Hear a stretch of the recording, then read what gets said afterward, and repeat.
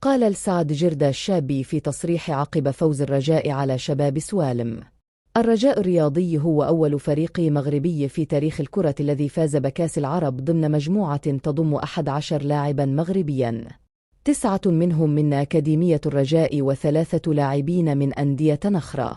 السعد جردة الشابي في أول مباراة له أمام جماهير نادي الرجاء الرياضي في مدينة الدار البيضاء يقدم أداء تكتيكي مميز، ويحقق 3 نقاط مهمة في منافسات البطولة الاحترافية لكرة القدم.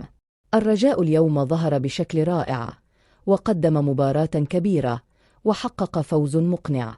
الجماهير الرجاوية بعد نهاية المباراة شادت كثيرا بالمدرب واللاعبين، معتبرة أن العناصر الرجاوية خلال المباريات الأخيرة تسير في نسق تصاعدي ملحوظ، مطالبة الجميع ببذل المزيد من الجهد خلال قادم الدورات لتدارك نزيف النقاط خلال فترة الذهاب.